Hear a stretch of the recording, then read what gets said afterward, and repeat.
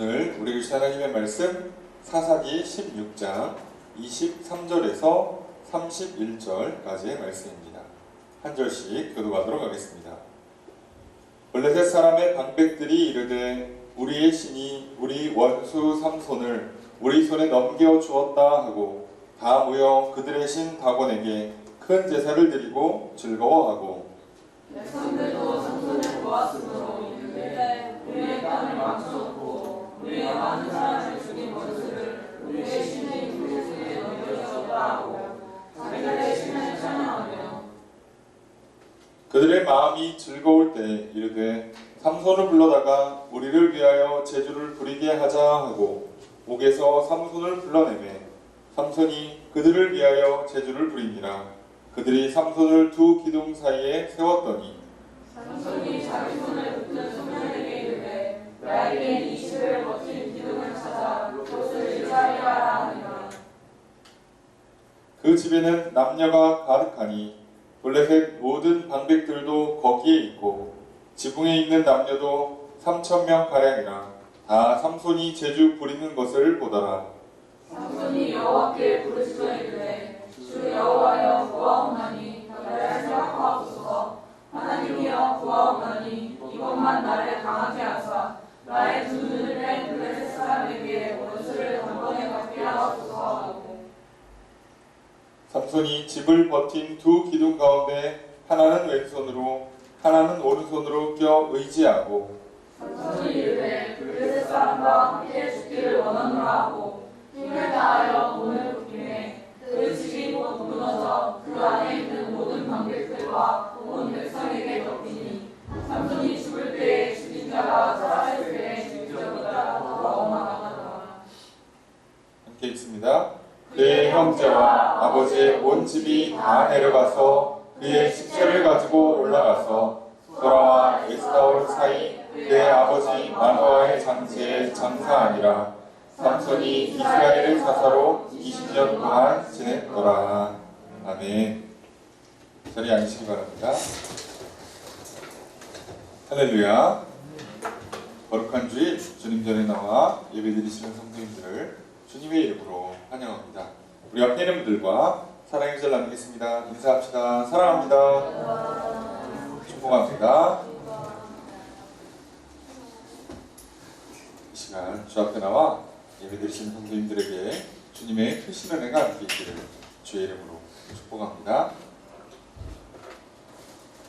우리는 매 주일 사사기 말씀을 살펴보고 있습니다.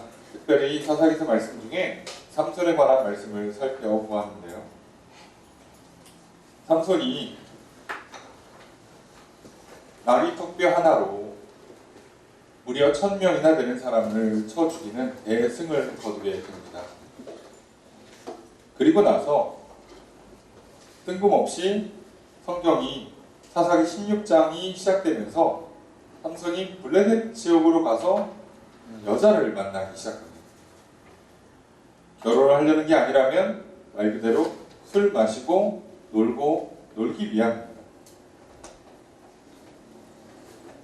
처음에 가사에 가서 한 기생을 만나게 되는데 거기서 밤에 애워싸움을 당하고 또 역시나 하나님께서 갑자기 깨워주시는 은혜로 말미암아 성문을 통째로 들고 나오게 됩니다. 그것을 통해서 하나님께서는 삼손에게 잘못된 것이라고, 그것은 하면 안 된다고, 그것을 깨닫도록, 그리고 그 위기에서 벗어나도록 도와주셨습니다. 그런데도 삼손은 자신이 연약하고 부족하고 그래서 자기가 특별히 죄의 유혹이 심한 부분이 있다는 걸 알에도 불구하고 또다시 블레셋으로 가서 또다시 여인을 만나게 되는데 그 여인이 그 유명한 들릴라입니다.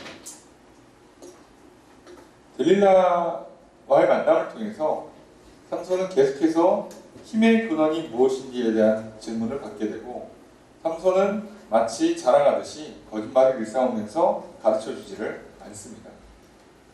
그러나 이미 블레셋 방백들의 사주를 받은 들릴라는 삼손의 힘의 근원을 어떻게든 알아내려 했고, 그리고 결국 삼손이 자기의 힘의 근원은 머리카락이 있다, 난 단 한 번 머리를 민 적이 없다라고 말하며 힘의 근원을 가르쳐 주게 됩니다. 사실 머리카락은 힘의 근원이 아닙니다. 삼손이 나시린으로 구별되어서 태어났고, 그가 하나님께 선택받아 지금까지 쓰임받을 수 있었던 가장 큰 이유는 나시린으로 구별되었기 때문입니다. 다시 말하면 거룩한 백성이었기 때문이죠. 이스라엘에 그 누구도 거룩하다 말할 수 있는 사람이 단 한 명도 없는 정말 영적으로 어두컴컴한 시기에 부모님의 배 속에서부터 구별해서 태어나 자라서 하나님께 쓰임받는 사람이 바로 삼손이었습니다. 나시린이 세 가지를 대표적으로 금하게 됩니다. 하나가 시체, 그 하나가 포도 및 포도주, 또 하나가 머리에 칼을 대는 것, 다시 말하면 머리를 미는 것입니다. 이 세 가지를 하지 않았어야 됩니다. 물론 학자들의 연구에 따르면 나시린이 이걸 어겼을 때에는 머리를 밀고 다시 머리가 자랄 때까지 이제 일종의 자숙의 기간, 회개하고 돌이키는 기간을 갖는다고도 해요. 하지만 그게 중요한 게 아니죠. 이 세 가지의 큰 틀이 삼손을 구별시켜주는 나름의 울타리랑 안전망이고 최후의 보루 인생입니다. 그런데 이미 시작부터 시체를 만졌고 포도 및 포도주를 마심으로 말미암아 삼손은 세 가지 중에 두 가지는 이미 버린 상태, 그리고 마지막 하나 남은 머리를 미는 것, 그것마저도 여인의 꾀에 넘어가 정확히 말하면 여인에게 마음을 빼앗고요. 이걸 빼앗겠다 말하니까 왠지 수성태고 뭔가 당한 것 같은 느낌이지만 사실은 여인을 사랑해서, 하나님이 아닌 여인을 사랑해서 그 마지막 자기에게 남은 자기를 구별시켜주고 자기를 지켜줄 수 있는 그 마지막 선을 포기하게 되죠. 그로 말미암아 삼손은 머리가 밀렸고 그리고 붙잡히게 됩니다. 머리카락이 없기 때문에 힘이 빠진 게 아니라 성경은 하나님께서 그를 떠나셨다라고 기록하죠. 다시 말하면 삼손이 힘을 써야 되는 상황마다 성령님께서 삼손에게 은사를 주사 괴력을 발휘하게 하신 거예요. 근데 그 하나님이 떠나심으로 말미암아 더 이상 삼손은 괴력을 발휘하지 못하고 잡히게 됩니다.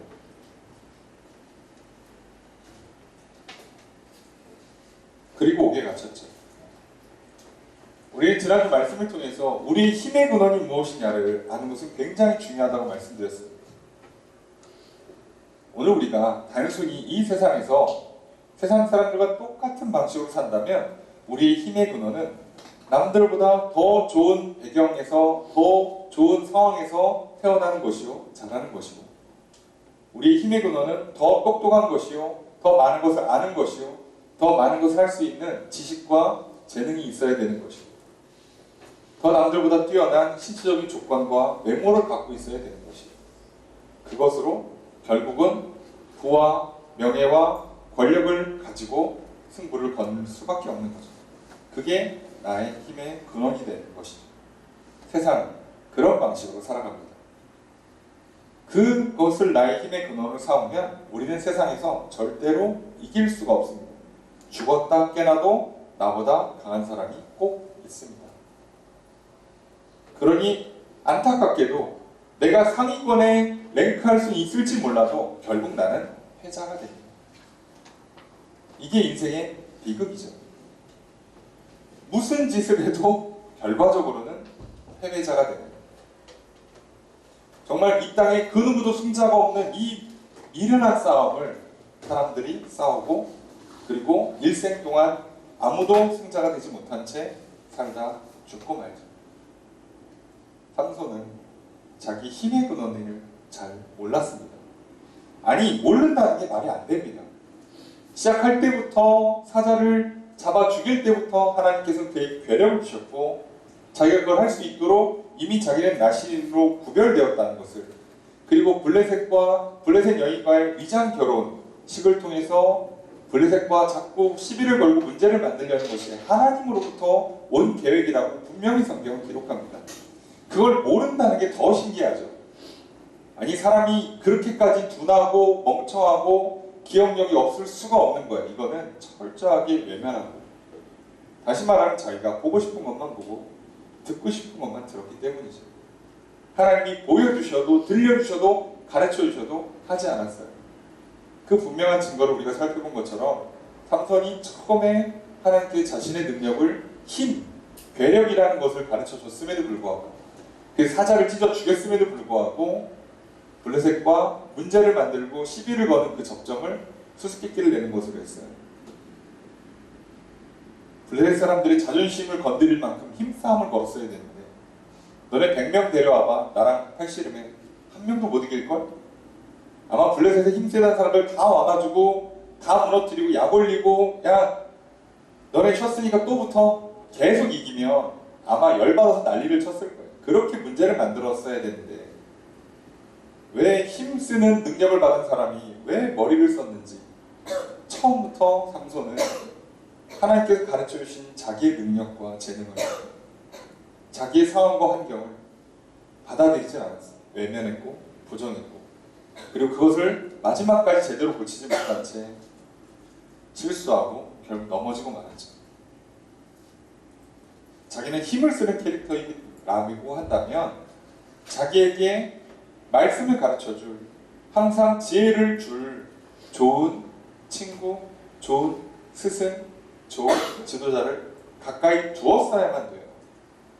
내가 질문이 생길 때, 내가 외롭고 괴롭고 마음이 흔들릴 때 그걸 자기가 풀면 안 되죠. 머리 좋은 사람이 아니잖아요. 힘은 내가 쓸 테니 지혜를 빌려달라고 했어야죠. 그런데 삼손은 끝까지 혼자 합니다.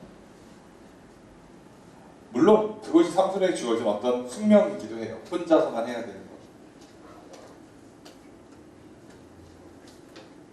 참 안타깝게도 삼손은 결국 자신의 힘의 근원을 오해했고, 하나님이 아닌 다른 것을 힘의 근원으로 착각했고, 그리고 그로 말미암아 세상 사람들과 똑같은, 결국 아무도 승자가 없는 패배로 끝나는 인생의 마지막을 맞이하고 말았던 거죠.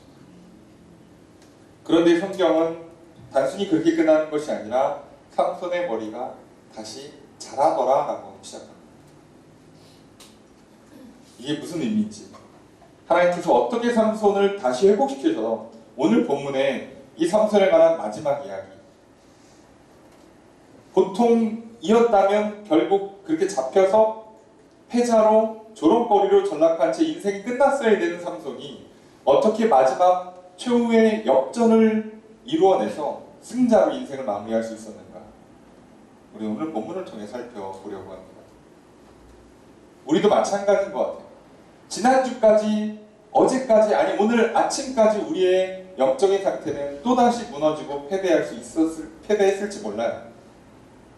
우리의 힘의 근원을 잘 몰라서, 하나님이 은혜를 베풀어 주셔도 받아들이질 못하고, 가르쳐 주셔도 깨닫지를 못하고, 도와주셔도 힘입지를 못해서 우리는 또 패배자였을지 모릅니다. 하지만 하나님께서 어떻게 삼손을 다시 회복시키시고 역전의 용사로 만들어내시는가, 오늘 우리가 말씀을 통해 깨닫기를 원합니다. 그래서 오늘 이 말씀을 통해 다시 우리의 인생을 승리로 역전시키는, 그래서 지난주까지, 아니 어제까지 살았던 나의 인생이 거의 패배로만 기록된 인생이라 할지라도 오늘부터는 다시 승리의 역사로 뒤집어 엎는 놀라운 하나님의 은혜가 저와 여러분들 가운데 이 시간 함께 있기를 주의 이름으로 축복합니다. 도대체 하나님께서 어떻게 하시는가, 오늘 우리는 말씀을 통해 살펴보려고 합니다. 먼저 23절 말씀 함께 읽겠습니다. 시작. 블레셋 사람의 거물들이 이르되 우리의 신이 우리를 어디서 삼손을 우리 손에 넘겨주었다 하고, 다 모여 그들의 신 가문에게 그 제자를 드리고 즐거워하고. 블레셋 사람들은요, 삼손을 잡아서 지금 아주 기쁩니다. 아주 즐거워요. 당연하죠. 삼손이 무슨 짓을 했는가 보면 이 내용이 뒤에도 나와요. 24절까지 함께 읽을까요? 시작. 백성들도 삼손을 보았으므로 이르되 우리의 땅을 망쳐놓고 우리의 많은 사람을 죽인 것을 우리의 신이 우리 손에 넘겨주었다 하고 자기들의 신을 찬양하며. 자, 신전에 모여서 이 사람들이 그 즐겁게 제사를 드리고 있어요. 그 제사에 방백들, 지도자들만 모인 게 아니라 오늘 본문에 보니까 백성들도 우르르 왔습니다. 그 사람들이 모여서 뭐라고 얘기하는가? 우리 땅을 망쳐놓고 많은 사람을 죽인 원수예요. 삼손은. 그렇죠? 예, 밭 다 태웠죠. 과수원 다 태웠죠. 예, 지금 처음에 30명 죽였죠. 그 다음에 몇백 명 죽였죠. 그 다음에 1000명을 때려잡았죠. 이게 이런 원수가 어디 있어, 그죠? 그랬는데 오늘 우리는 여기서 놀라운 걸 하나 발견하게 돼요. 비록 블레셋 사람들은 다곤이라는 우상을 숭배하고 있어요. 다곤이라는 우상이 어떤 우상이냐? 뭐 알아봐야, 디테일하게 알아봐야 여러분 기억할 것만 많아지고 머리만 복잡해요. 그냥 우상, 바알로 대표되는 그 중동에 있는 수많은 우상들의 핵심은 결국은 다 그 신들이 생육, 번성을 준다는 거예요. 우리도 똑같죠. 하나님께서 생육, 번성, 충만케 하시는 복을 주시죠. 정복하고 다스리라는 복과 사명을 주시죠. 똑같아요. 누가 주느냐에 싸우는 거죠. 그런데 놀랍게도 삼손은 자기의 힘의 근원이 하나님이라는 걸 잊고 살았는데 이 우상 숭배자들은 자신들의 힘의 근원이 다곤한테 있다고 믿어요.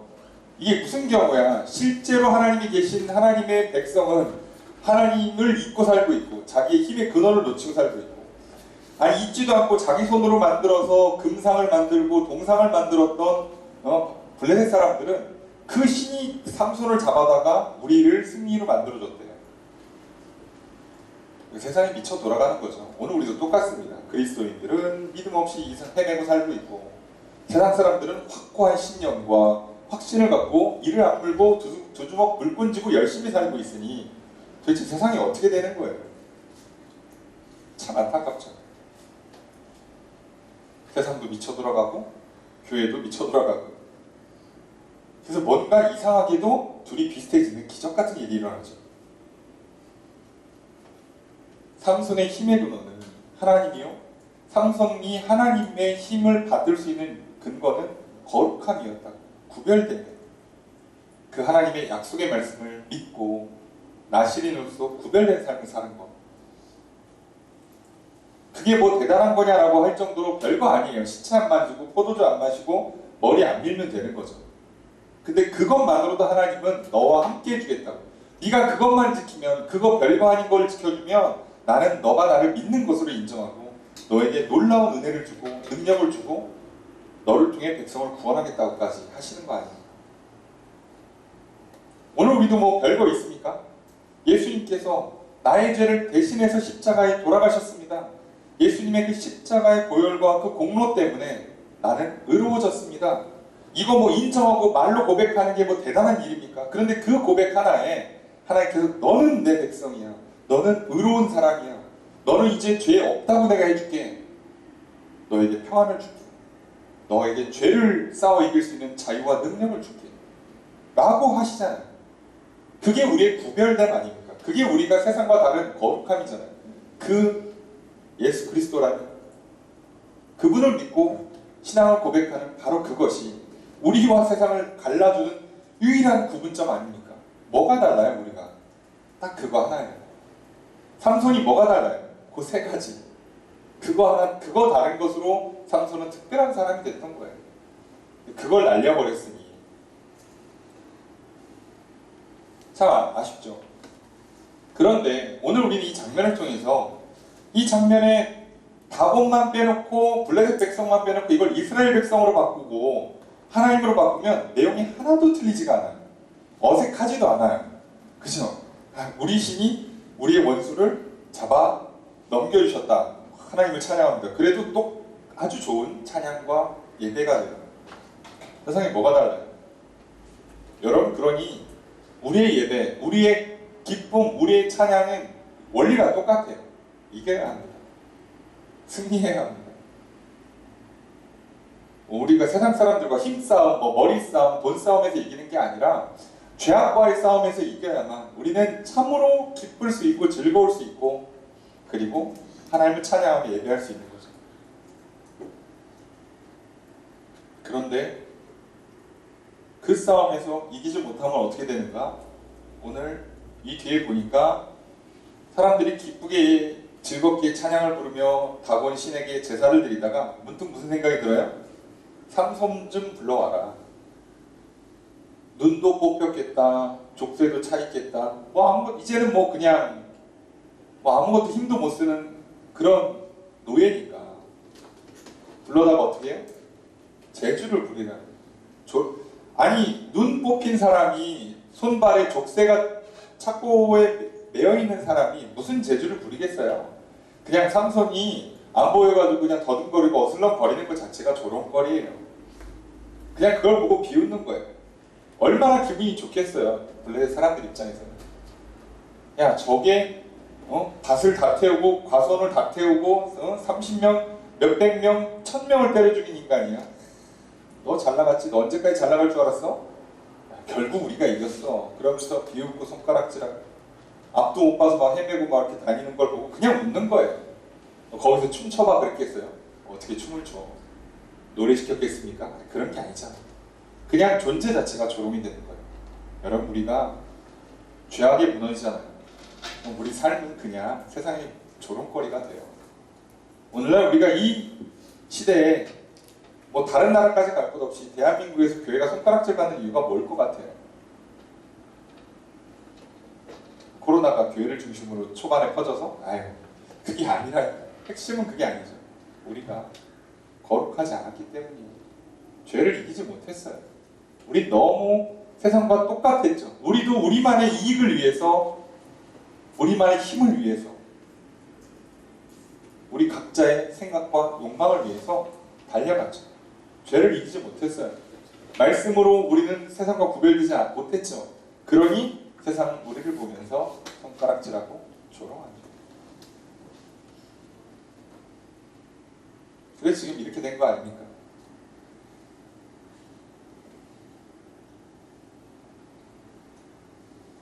사실 이제 교회는 사회 악의 거의 대명사처럼 되고 있잖아요. 물론 누군가 이미지를 그렇게 조작하는 사람들도 있겠죠. 기독교를 싫어하는 사람들. 그런데 언제나 있었잖아요. 2000년 전에도 있었고 지금도 있는 거 아닙니까? 그 문제가 본질이 아니에요. 오늘날 우리 교회를 더욱더 미워한다? 아니에요. 핵심은 우리가 문제예요. 우리가. 바깥의 문제는요 별로 중요하지 않아요. 그건 절대 우리를 쓰러뜨릴 수 없어요. 여러분, 밖에 코로나가 아무리 돌아다녀도요 그게 나한테 오지 않으면 아무 상관없는 거예요. 내 안에 들어왔을 때 심각한 문제가 되는 거죠. 죄악이요 아무리 만연한 세상이라 할지라도요 내가 거룩하면, 내가 하나님 안에서 거룩하다면 문제가 되지 않아요. 여러분, 절대로 빛은 어둠을 두려워하지 않습니다. 내가 빛을 비추면 오히려 어둠이 물러가지. 어두컴컴한 데서 막 빛이 야, 여기서는 빛을 발휘할 수가 없겠는데 이럽니까? 초 하나만 켜도 세상이 환해지는데, 성냥 하나만 붙여도 세상이 밝아지는데 뭐가 문제겠어요? 문제는 내가 문제입니다. 우리가 문제.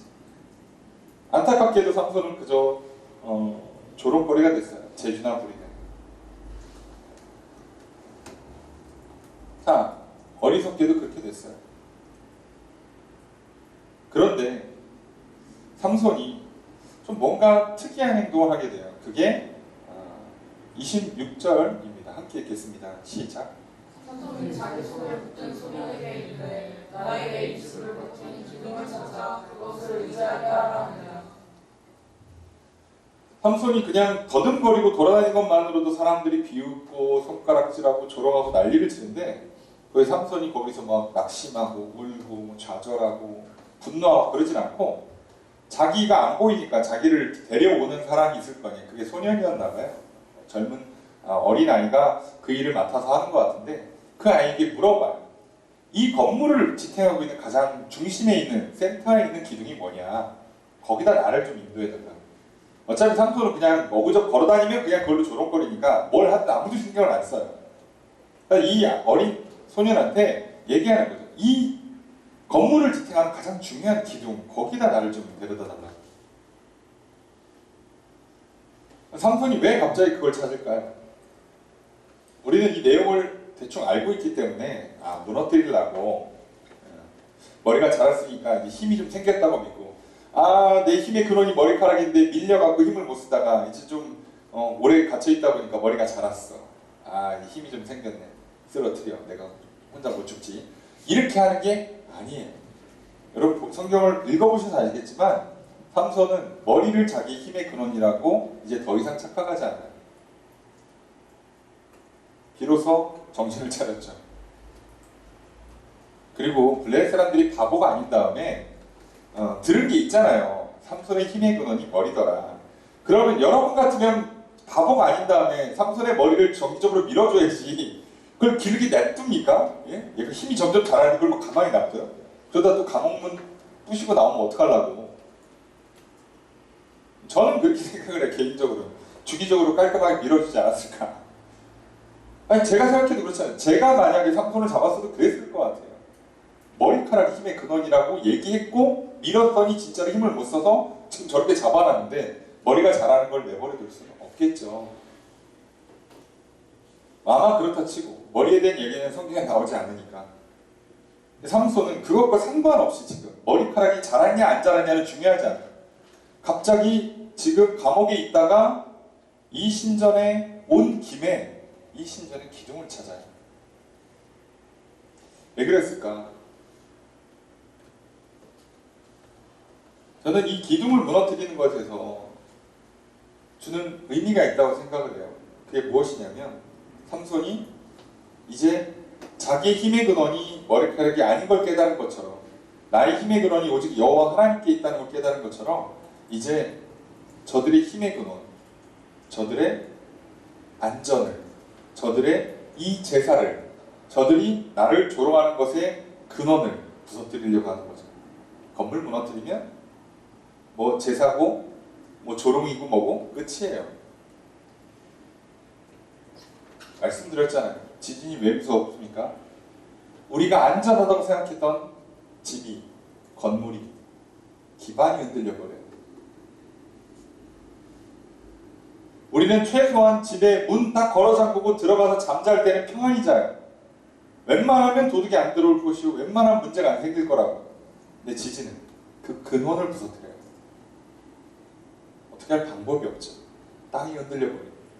그 위에 아무리 튼튼한 건물을 지어도 땅이 흔들려 버리는데 답이 있습니까?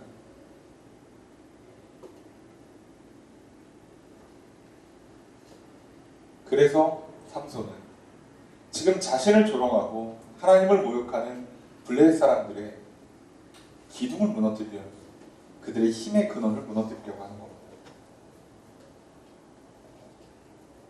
이제 삼손은 깨달은 거죠.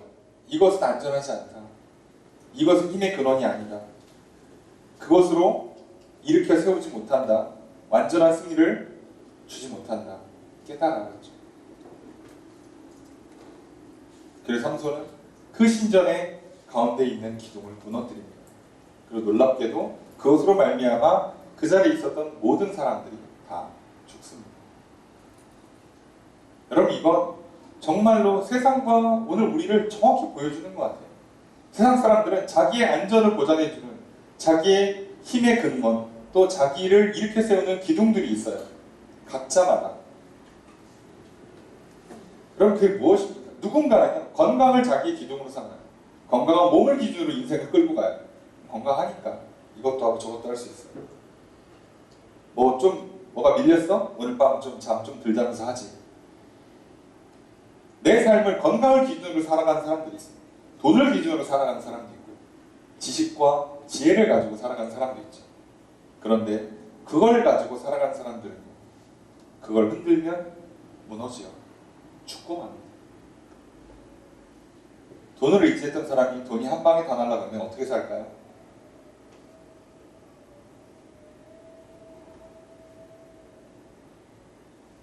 여러분 아시는 것처럼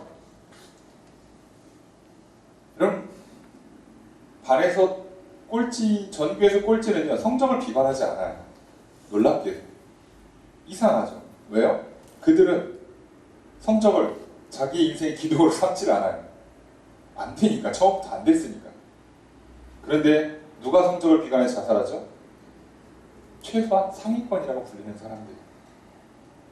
중간 이상 되는 사람들이 성적에 무너져 버려요. 이상하지 않습니까? 뭐 어른들 말씀하시잖아요. 예? 맨날 그 병 걸리고 비리비리한 사람들이 나중에 오래 살더라. 예?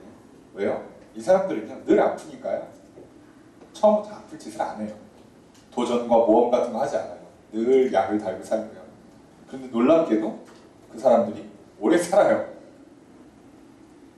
여러분들이 인터넷 이런 유머 이런 거 보세요. 남자들이 일찍 죽는 이유라고 그래서 영상 올라오잖아요. 이상한 거 도전하고 위험한 행동들 하고 건강하니까요. 그 힘이 있으니까요. 그래서 무너져요.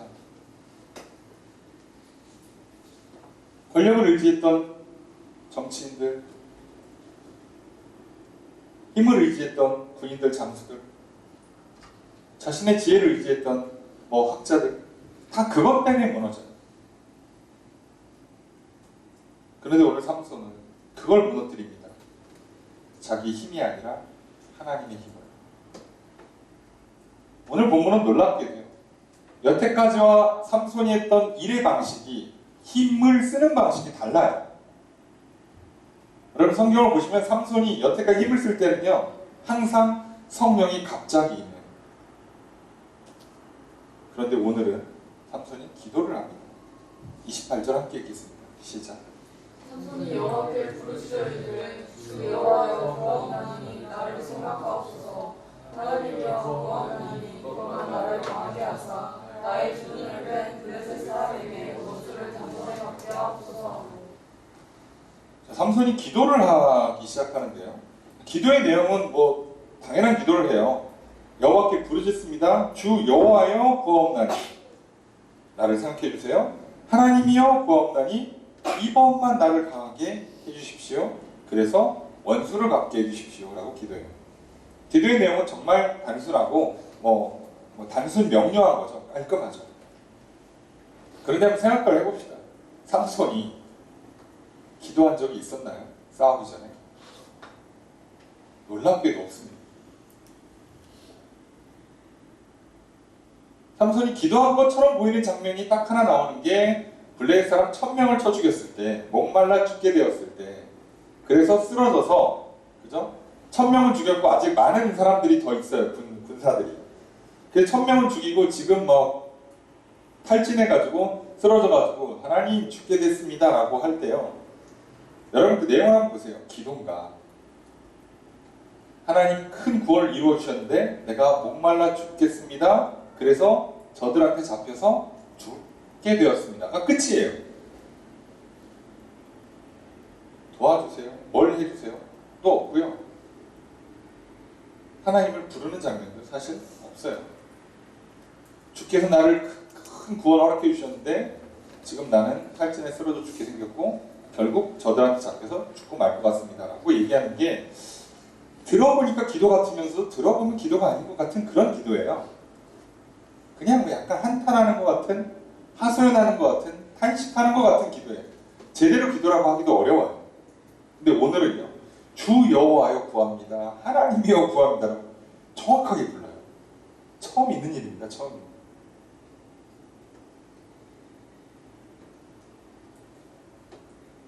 삼손이 왜 기도를 시작할까요? 머리까지 밀리고 나서 깨달았죠. 나의 힘의 근원은 하나님이다. 그리고 내가 이 기둥을 무너뜨린 힘은 어디로부터 와요? 하나님으로부터 와요. 그래서 기도를 하는 겁니다. 이게 차이예요. 우리가 왜 기도를 안 할까요? 내 힘의 근원이 하나님이라고 믿지를 않기 때문에 기도를 안 하죠. 내 힘의 근원이 하나님이라고 믿는 사람들은요. 무슨 일을 시작하기 전에 기도를 할 수밖에 없어요. 알아서 해요. 누가 강요하지 않아도 할 수밖에 없어요. 왜요? 힘이 거기에 있으니까요. 그분이 힘을 주셔야 되니까요. 인간이 무슨 수로 건물 기둥을 무너뜨립니까? 그리고 이거는 예전에 주셨던 그런 괴력이 나와야 돼요. 근데 그 괴력이 내 근육에서 나오는 게 아니고 내 머리카락에서 나오는 게 아니라 하나님께서 주시는 괴력이에요. 그래서 지금 그 괴력을 주셔야만 이 일을 할 수 있어요. 그래서 기도하는 거예요. 여러분, 우리가요, 기도하는 이유가 뭐예요? 아침에 눈 떴어요. 심장은 잘 뛰고요. 호흡 괜찮습니다. 머리 잘 돌아가고요. 예, 손에 기술이 있고요. 지식이 있어요. 능력이 있어요. 그리고 그게 나의 힘의 근원이에요. 나를 지탱하는 내 인생의 기둥들이에요. 그러니 기도할 필요가 없죠. 그런 사람들은 기도를 안 하고 시작해도 문제가 되지 않죠. 일을 시작할 때도, 사람을 만날 때도, 어떤 중요한 일을 해야 될 때에도 기도하지 않죠. 왜요? 나의 힘의 근원, 나의 인생을 세우고 나를 지금까지 여기까지 만들어왔던, 나를 지탱해준 기둥들이 하나님이 아니라 내 체력이요, 건강이요, 나의 시간관리에 내 능력이요, 아니면 여러 가지 환경과 도움들이라고 생각하고 믿습니다. 근데 이제 비로소 삼손이 이걸 바꿉니다. 아, 나의 힘의 근원, 나를 지탱해주는 기둥은 여호와 하나님이시구나. 그래서 기도를 시작합니다. 삼손은요, 위장결혼 할 때도 기도하지 않았고요, 사자를 찢어 죽일 때도 기도하지 않았고요, 여우 300마리 붙잡아서 불 붙여서 다시고 과수원이고 다 태울 때도 기도하지 않았고요.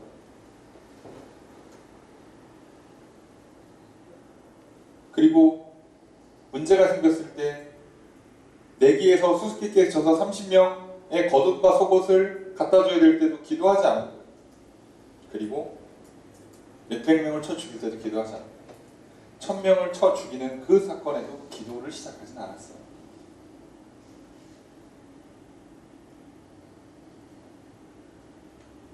삼손이 기도를 하지 않은 거에 대해서는 좀 생각을 할 필요가 있어요. 왜 그럼 삼손은 기도도 안 한 사람한테 왜 이렇게 하나님이 특별한 은혜를 베풀어 주시는가? 부모가 기도를 많이 했는가? 아니에요. 삼손의 부모는 기도를 많이 한 것 같지가 않아요. 삼손이 처음 블레셋 여인과 결혼하는 그 위장 결혼 작전을 통해서 블레셋과 트러블을 만들려고 할 때 부모와 얘기를 못했다고 그랬어요. 아니, 부모가 이해를 못했다고 그랬어요. 하나님의 뜻임에도 불구하고 알아듣지를 못하고 협력을 하지 못한다?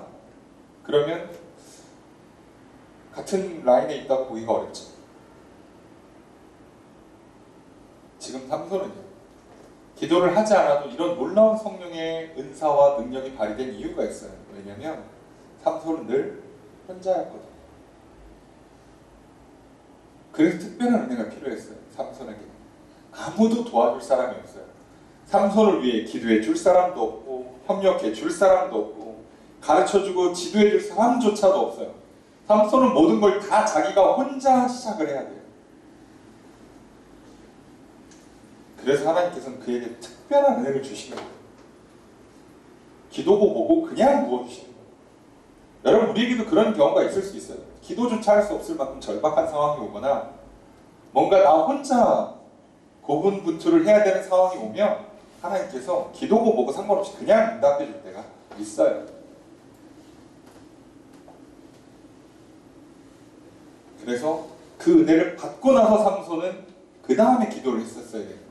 그 다음에 찬양을 불렀어야 되고, 그 다음에 함께하는 사람들을 찾았어야 되는 거예요. 삼손이 실수한 건 여기에요. 기도를 안 하고 은혜를 받고 능력을 받은 게 문제가 되는 건 아니죠. 하나님이 정하신 거니까.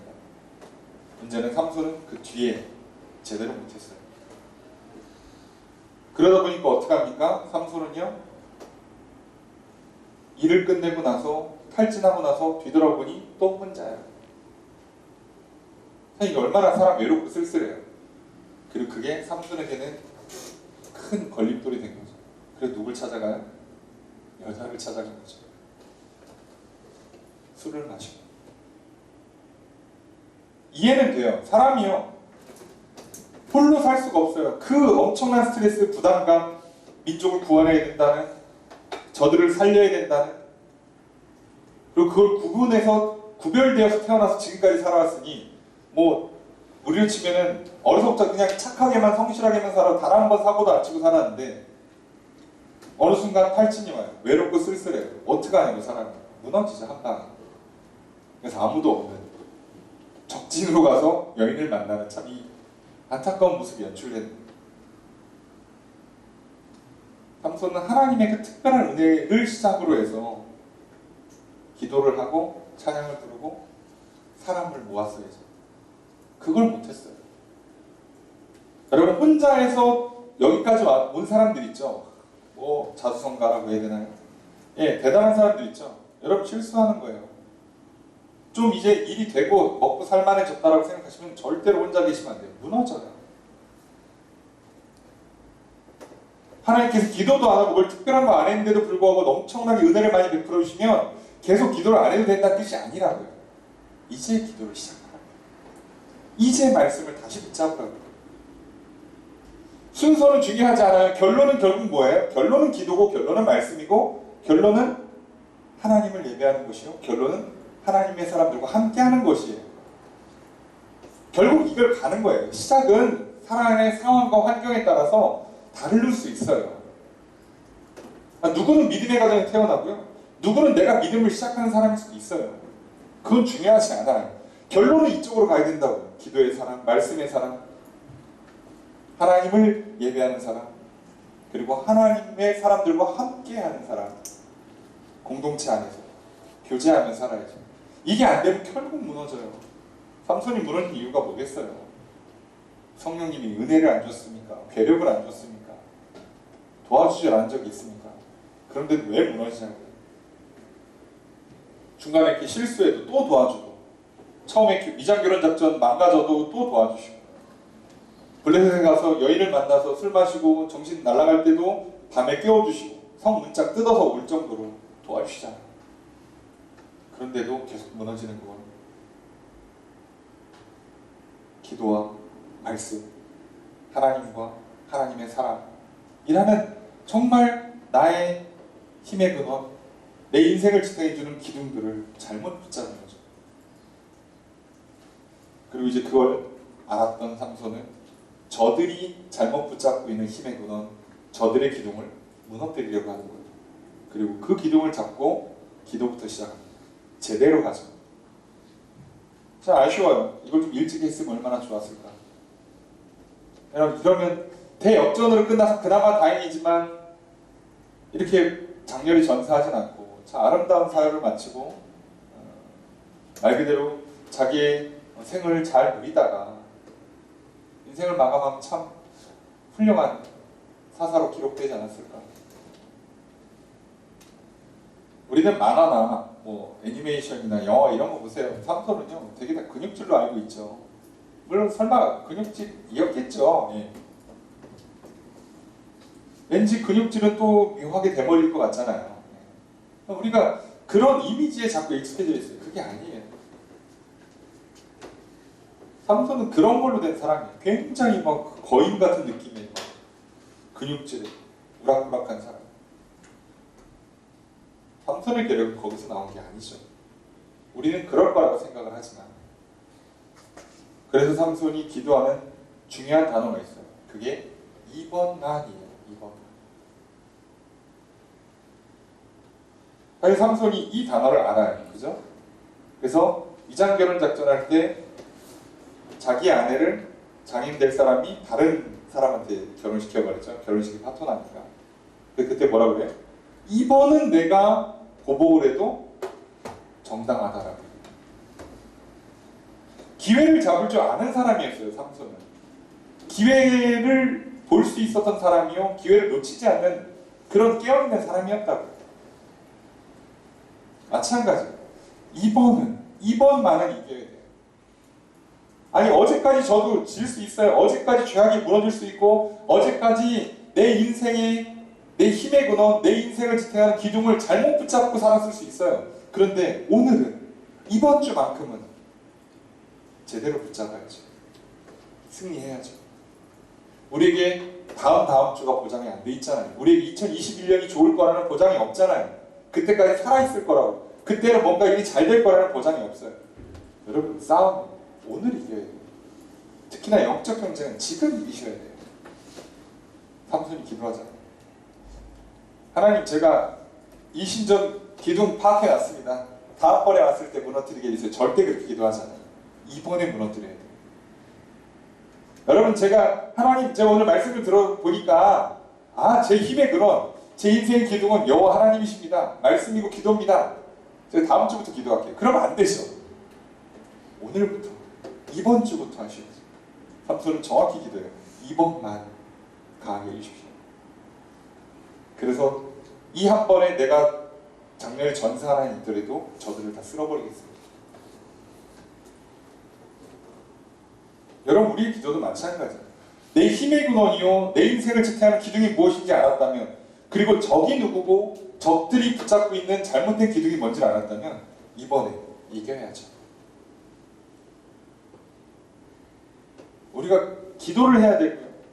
내 힘의 근원이 하나님이라면, 내 인생의 기둥이 하나님께로부터 온다면 기도해야 돼요. 그 기도할 때의 핵심은 이번만, 지금, 이번 주에는, 오늘을 일하고. 여러분, 그러니 깨어 기도함으로 이번 한 주도 승리하시길 바랍니다. 이번 한 주 또 하나님을 붙잡고 하나님의 말씀을 믿고 순종함으로 말미암아 승리하시길 바랍니다. 다음 주로 넘기지 마십시오. 삼손이 뭐라고 기도합니까? 이번만 나를 강하게 하사, 강하게 해달라, 힘을 달라. 성경은 늘 반복적으로 얘기하죠. 강하고 담대하라. 힘을 내고 용기를 내라고 우리에게 늘 권면하고 도전합니다. 왜요? 그래야 이번 싸움에도 이겨야죠. 이번 싸움을 이겨야 다음 싸움을 싸울 수 있고 다음 싸움도 이길 수 있죠. 이번에 지면 다음에 언제 이길지 몰라요. 기약이 없어요. 다음에 이길 때까지 우리는 비참하고 처절한 인생, 그리고 조롱거리로 전락하고 말아요. 그래서 이번에 이겨야 합니다. 그래서 이번에 이길 수 있도록 강하고 담대함이 필요해요. 힘이 있어야 되고 용기가 있어야 되고 나아가 지혜와 능력도 있어야 되죠. 이 모든 걸 하나님께 구해야만 합니다.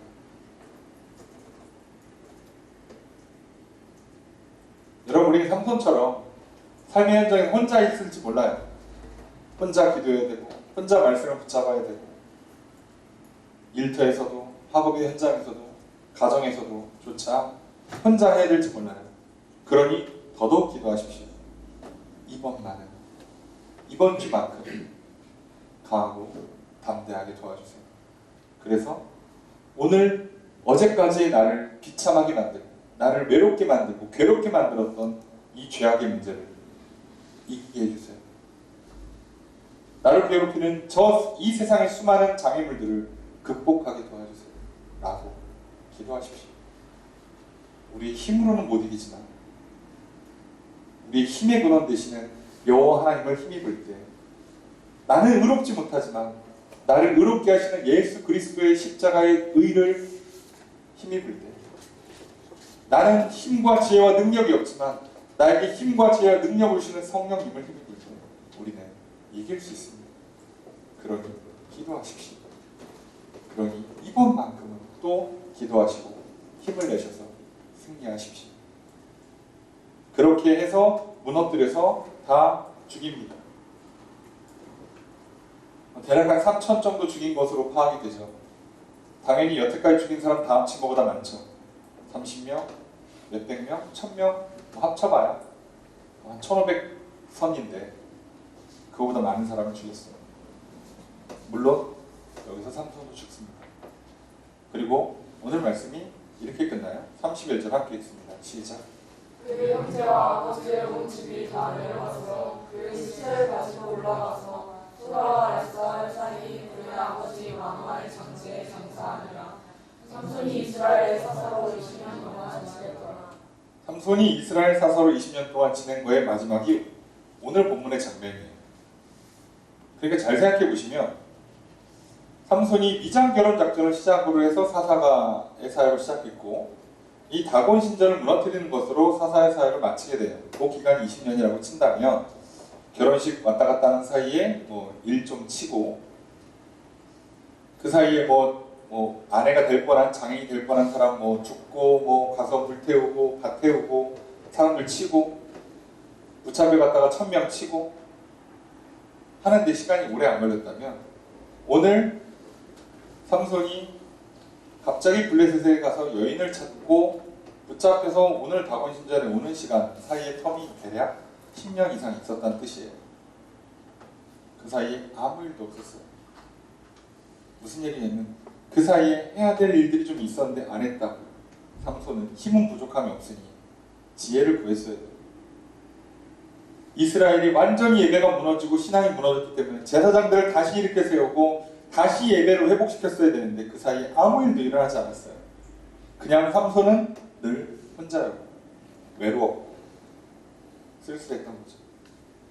그리고 참다 못 참고 결국은 여인을 찾고 술을 찾다가 무너져 비참하게 감옥에 갇히다가 그나마 다행히 마지막에 역전하고 장렬히 전사를 하고 말죠. 근데 오늘 31절에 이렇게 시작해요. 그의 형제와 아버지의 온 집이 다 내려가서. 아니, 여태까지 뭐하고 있다가 이제 등장하는지 모르겠어요. 등장을 안 해요. 삼손이 사역하는 동안에 가족이 등장을 안 해요. 그럼 이스라엘의 장로들, 방백들 등장하질 않아요. 제사장들은 어디서 뭐 했는지를 모르겠어요. 등장하질 않아요. 여러분, 그러니 어떤 결과가 당연히 연출됩니까? 사사가 사역했는데도 불구하고 뭐가 빠져있어요? 평안하에 따라가 빠져있잖아요. 블레셋으로부터 구원을 이루어졌는데 백성들이 평안을 못 누려요. 왜요? 진짜 문제의 핵심은 블레셋이 아니라 하나님께서 함께 하시느냐의 문제라고 그랬잖아요. 외부의 적은 중요한 게 아니에요. 내 안에 외부의 적과 싸워 이길 힘이 있냐가 더 중요한 거죠. 아니, 늘 이 세상에는 질병이 돌아다녀요. 우리가 이길 수 있는 힘이 있으면 괜찮은 거죠. 아니면 그 질병이 들어오지 못하게 마스크를 잘 쓴다든가 상처가 들어오지 못하게 옷을 잘 입고 피부를 깨끗이 보호한다든가 하면 되는 것처럼 그것이 없었기 때문에 문제인 거잖아요. 이스라엘은 아쉽게도 삼손을 홀로 뒀습니다. 이게 이스라엘의 실수예요. 가족이 삼손을 혼자 뒀고 이스라엘도 삼손을 혼자 뒀어요. 물론 삼손도 혼자 있었던 게 삼손 딴에는 실수지만 이스라엘은 이스라엘대로 실수를 크게 했어요. 삼손을 혼자 두었으니까요.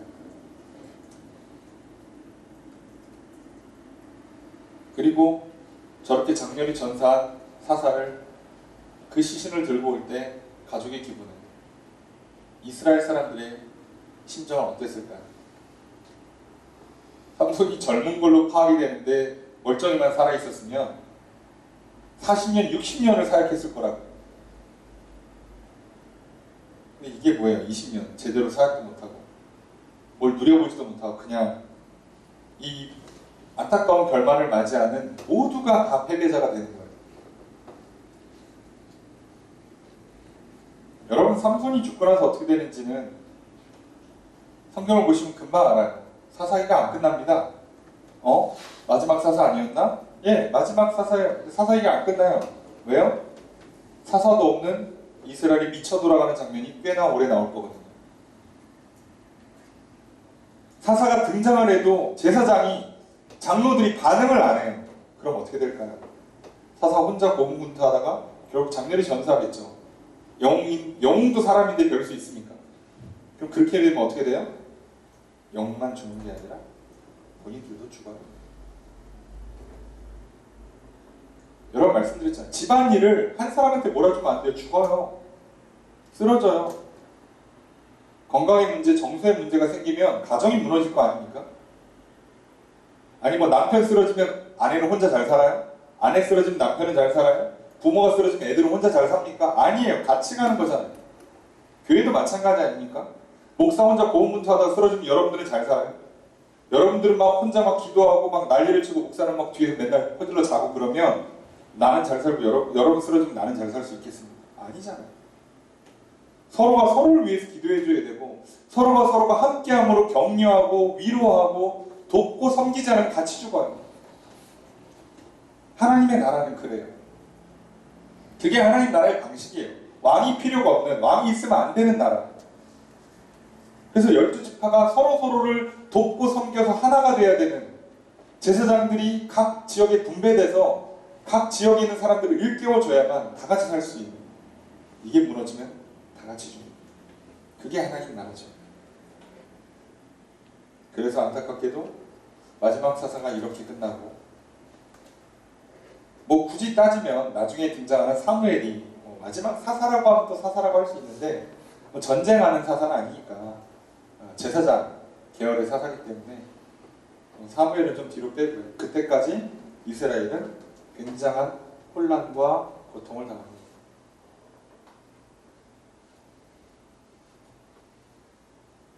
여러분, 삼손이 함께했던 20년이 이렇게 허무하게 날아갔어요.